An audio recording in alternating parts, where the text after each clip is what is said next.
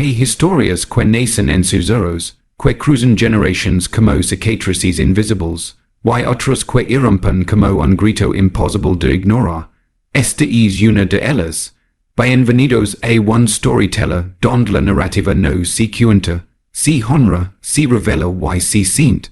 Desde lo más profundo del tejido social hasta la herida abierta del alma humana, presentamos un relato que va más allá del escándalo, una verdad cruda, pulida por la realidad misma. La historia que está a punto de presencia no es ficción, aunque dul como si lo fuera. Y tampoco es una excepción, es un espejo. Con la autoridad que nos otorgan chinos delegado en el ordenara, lo que muchos temen decir, hoy les levamos a un cruz de caminos donde el prejuicio, la identidad y el poder colisionan en un instante devastador.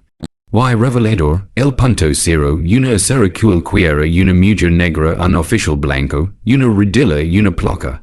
Y una verdad que no puede volver a esconderse, no parpadeen, no se desvíen, lo que están por escuchar no solo transformará su forma de ver la justicia.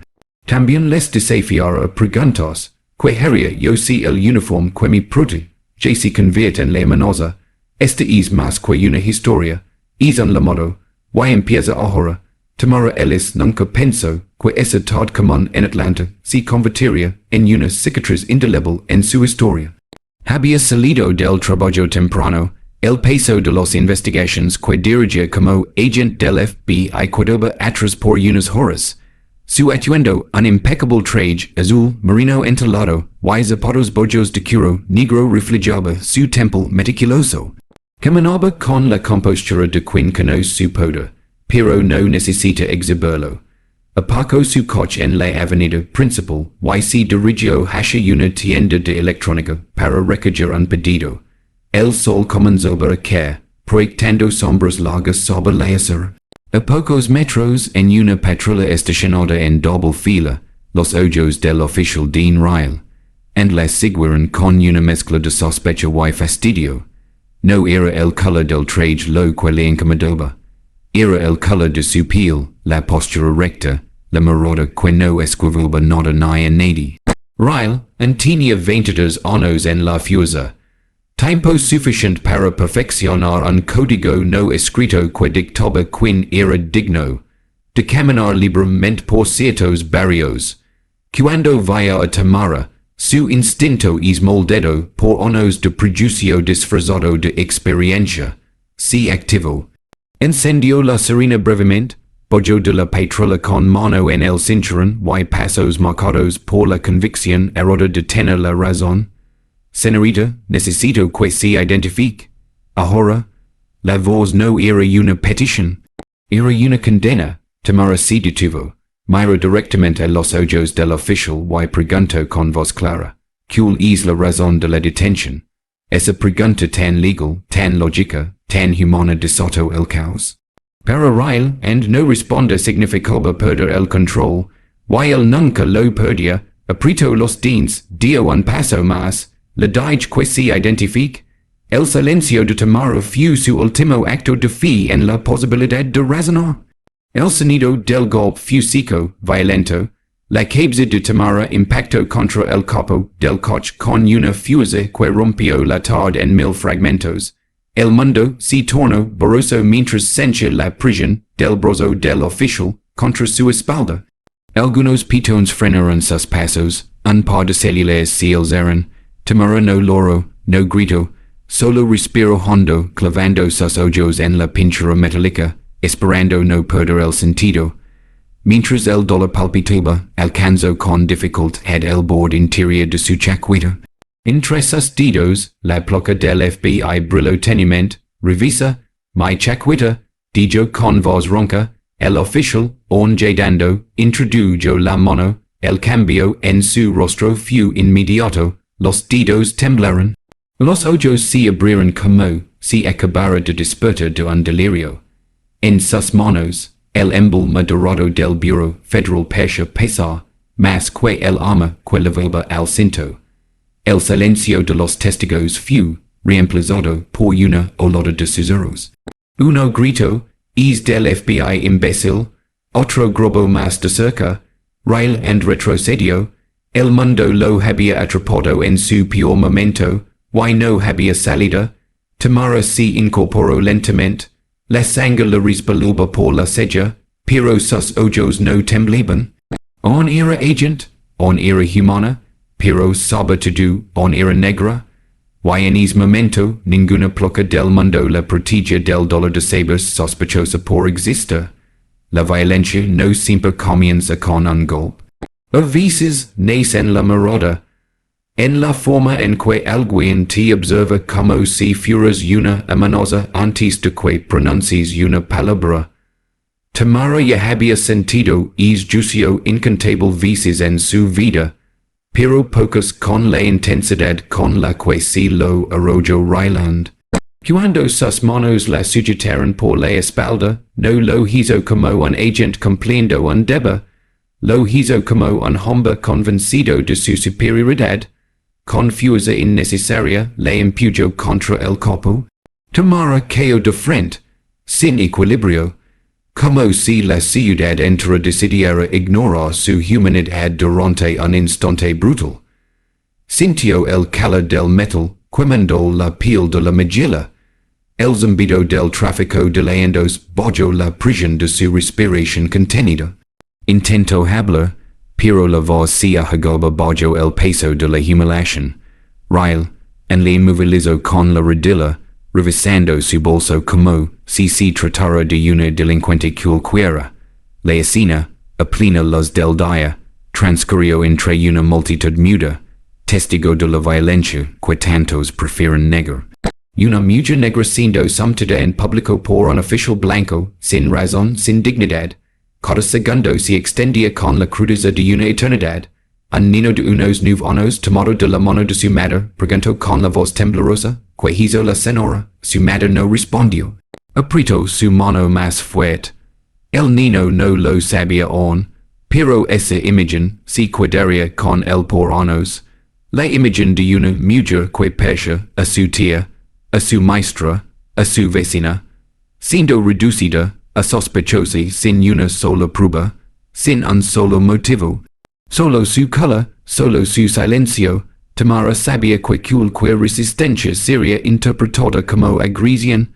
Esa regla no escrita la había aprendido en carne viva. Había interrogado a asesinos, se había infiltrado en redes criminales, había sobrevivido a amenazas de muerte. Pero jamás se había sentido tan vulnerable como en ese instante, atrapada bajo el peso de una historia que no había elegido, pero que ahora la devoraba. En medio del caos, logró alzar apenas la cabeza. Su mirada se cruzó con la de una mujer que grababa con su célula, y en ese gesto Tamara comprendió, no estaba sola, alguien vería, alguien sabría, no sería solo su palabra contra la de Ryland. Con una mezcla de determinación y agotamiento, sus dedos encontraron el foro interior de su chaqueta. Ali oculta del ojo del mundo, estaba la prueba de su identidad, su insignia dorada del FBI. No era un escudo infalible, pero era lo único que podía detener el asalto a su dignidad. Revisa. Mi chaqueta, murmuró. Ryland, todavía eufórico, la miró con desdén. Pero algo en su tono lo obligó a obedecer. Introdujo la mano, y su expresión cambió como si él solo se abriera bajo sus pies. La placa, reluciente, brillaba con la autoridad que él jamás imaginó que ella pudiera poseer. Se apartó de golpe, la prisión desapareció, Tamara giró lentamente su cuerpo dolido, pero su postura erguida, el murmullo en la cal creció. Es del FBI, gritó una voz, lo grave to do. Ryland retrocedió como si el sol le quemara la conciencia. Su rostro estaba lívido. El silencio que lo rodeaba era el de un hombre que acababa de ver la verdadera magnitud de su era. Pero para Tamara no hubo alivio inmediato. La sangre seguía corriendo por su rostro. El ardor en su piel no se comparaba al que sentía en el pecho. La mezcla corrosiva de vergüenza ajena, rabia contenida y una tristeza tan densa que parecía no caber en el cuerpo. A lo lejos se escuchaban sirenas. Tal vez apoyo, tal vez consecuencias, Pero Tamara ya no estaba esperando ayuda. Había dejado de esperar hizo hace mucho. Camino hacia el espejo lateral de su auto, se miró. La sangre le cruzaba la ceja como una línea de guerra. Se limpió con un pañuelo blanco. Guardó la placa en su bolso. Respiró hondo. En ese instante, más que nunca, supo quién era. No solo una agente federal, sino una mujer negra cuya verdad ya no podía ser negada. No por una placa, no por un uniforme, sino porque esta vez todos lo vieron, y lo recordarían, din real, en dio un paso atrás como si la placa en su mano le quemara la piel. La dejó caer torpemente como si al soltarla pudiera revertir lo que acababa de hacer. Tamara, temblando, se reincorporó sin ayuda. Su mejilla seguía ardiendo, y un hilo de sangre le bajaba por la frente, pero en su espalda se alzaba una columna de acero. La mirada que le dirigió al oficial no fue de furia ni de miedo. Fue un espejo, uno que obligaba a reír, and a verse como era. Un hombre que había olvidado que la autoridad no lo redimía de la ignorancia. En la acera, una joven seguía grabando, el pulso tembloroso. Otras personas empezaban a acercarse cautelosas, como si la injusticia fuera un animal herido a punto de atacar de nuevo. Nadie hablaba, el silencio pasaba. El oficial intentó justificar su actuación con frases vacías, procedimiento, sospechosa, cooperación. Pero nadie escuchaba ya. Lo único que hablaba era el video que comenzaba a circular por las redes sociales. Alguien lo subió sin filtros, sin cortes. El título decía: Oficial blanco, sumpta agente del FBI por ser negra. En menos de una hora, el video superaba los 100,000 visualizaciones. En 2,500,000. Para cuando Tamara ligó a su casa tras hacer una breve visita al hospital, negándose a ser escoltada, su nombre ya era tendencia mundial. Y ella, que solía moverse entre los sombras como investigadora, ahora estaba expuesta bajo una luz que no pidió. El teléfono de su departamento no dejaba de sonar. Correos electrónicos de periodistas, llamadas de abogados, mensajes de antiguos colegas que le enviaban fuerza o, simplemente, pedían perdón. Porque sabían, siempre lo superan, solo que esta vez, no había manera de mirar hacia otro lado. Mientras tanto, Ryle, and permanecía en su casa, suspendido sin paga, enfrentando una tormenta que ni en sus peores pesadillas imaginó. Su rostro aparecía en todas las pantallas, no como el protector del orden que pretendía ser, sino como el rostro, comando un sistema que aún respiraba a través del miedo, y el poder mal usado. Las palabras de Tamara al salir del hospital fueron pocas, pero golpearon como campanas rotas. Hoy me protegio una placa, pero ¿qué pasa con los que no tienen una? En la red esas palabras se volvieron himno. Bajo el hashtag #justicia sin distinción, miles compartieron sus historias. Jóvenes negros contaron como habían sido detenidos solo por caminar en el lugar equivocado. Madres mostraron las mochilas de sus hijos con pequeñas cámaras escondidas por si algún día algo salía mal. Gente blanca, también despertó, no en culpabilidad sino en vergüenza. Porque habían creído que bastaba con no ser parte del problema. Tamara no respondió a cada mensaje, no podía. Pero en la intimidad de su apartamento, mientras el eco digital de su nombre crecía loro. No por el dolor físico, no por el video, loro por cada historia que no tuvo una cámara. Por cada Tamara que terminó con un disparo en vez de una grabación. Loro porque ahora la miraban sí, pero aún no la entendían. Y porque, en el fondo, sabía que el camino apenas comenzaba. La comisaría local fue el primer lugar en temblar. Apenas la identidad de Tamara fue confirmada públicamente, el departamento de policía quedó expuesto en el centro de una tormenta sin tregua. Las llamadas no cesaban, la prensa acampaba en las aceras, y cada oficial evitaba morar a sus compañeros por miedo a ver en sus ojos el reflejo de una verdad incómoda, lo derriel, and no fue un error aislado, fue un síntoma. La jefatura intentó emitir un comunicado tibio, lleno de tecnicismos y promesas vacías, pero la indignación ya había prendido fuego en la conciencia colectiva. Tamara, aún con el rostro marcado por la herida, fue citada por el bureau para declarar, no como sospechosa, sino como víctima. Aquel despacho de pads frías, que tantas veces había sido su refugio de lógica y deba, si la sintió allino. Los trajes grises que antes la trataban como una igual ahora hablaban con una reverencia incómoda, como si su presencia incomodara no por lo que era, sino por lo que revelaba. Aún así, Tamara se sentó agada, sin permitir que su voz temblara. Narró los hechos sin adornos, no exigió venganza, no pidió privilegios, solo relató, y en cada palabra sembró una semilla de verdad que no podía ser ignorada. Dias después aceptó dar una rueda de prensa. El lugar estaba repleto, cámaras, micrófonos, miradas expectantes. Pero ella no buscaba espectáculo. Se paró frente al podio, sin maquillaje, con la cicatriz invisible, y dijo, esto no es sobre mí. Es sobre cada mujer, cada hombre, cada niño que no puede mostrar una pluca para sobrevivir un encuentro con el prejuicio. Sus palabras no fueron leídas.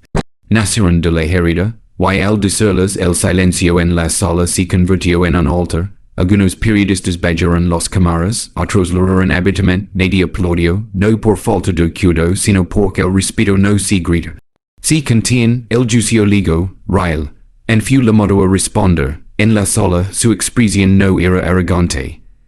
Era la de un hombre que ya había sido condenado por la sociedad, aunque la ley aún no hablara. La defensa intentó justificar el incidente alegando protocolo. Reacción instintiva. Nerviosismo ante una posible amenaza. Tamara escuchó cada palabra sin mover un músculo. Cuando le tocó testificar, lo hizo con la misma calma con la que había enfrentado interrogatorios a criminales violentos. Pero esa vez, su voz quebró en un solo momento. Cuando dijo, he entrenado a hombres como él. Les enseñamos a leer situaciones, no a leer piels. No fue un juicio como cualquier otro. En los bancos del público, se sentaron madres de jóvenes muertos en circunstancias similares, compañeros del FBI, activistas, y también ciudadanos comunes que nunca habían pasado una corte. La sentencia fue clara: abuso de poder, conducta indebida, agresión injustificada. Pero lo que más resonó fue la decisión del jurado de recomendar una revisión profunda de los protocolos del departamento policial. Cuando Ryle, en fue escoltado fuera de la sala, no hubo gritos ni insultos, solo un silencio denso, uno que hablaba de cansancio, pero también de cambio. Tamara no miró atrás, salió por la puerta lateral, respiró el aire de la tarde y se permitió una lágrima. No por la victoria, sino por todas las veces que esa lágrima nunca tuvo permiso de caer. En los días que siguieron al juicio, Tamara Ellis se convirtió en un símbolo involuntario. Recibía cartas de todas partes del país, palabras escritas con tinta temblorosa por manos negras, blancas, latinas, indígenas. Algunos contaban sus propias historias de abuso, otros simplemente agredían por haber resistido. Pero había algo en común en cada sobre, la esperanza, y eso era lo que más le dolía, que bastara un momento de humillación pública, una herida abierta frente a los cámaras, para que tantos sintieran que por fin alguien los veía. Una tarde, mientras caminaba por el parque para despejar la mente, una mujer maya se le acercó. No la reconoció de inmediato. Llevaba un vestido sencillo y el rostro arrugado por los años. Mi hijo murió hace 6 años. Salió a correr con capucha. Lo confundieron. no tuvo ploca que mostra. Tamara no supo que decir, la mujer la tomo la mono y enadio, usted no salvo a mi hijo, pero quizás salva al próximo. Aquella phrase le accompagnò el resto del dia como un eco, la justicia que había alcanzado no era personal. Era un faro, y si no lo incendia, alguien más tropezaría en la oscuridad. Fue entonces cuando decidió que no bastaba con haber hablado una vez.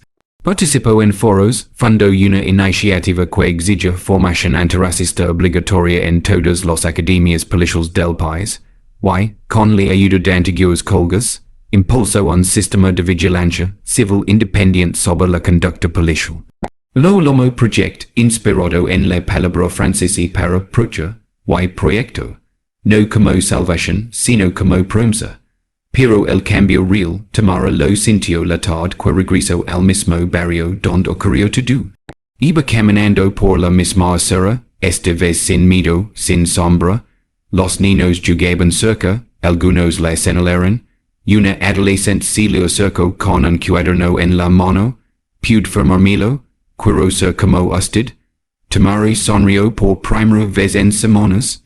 ¿No quieres ser como yo, si mejor?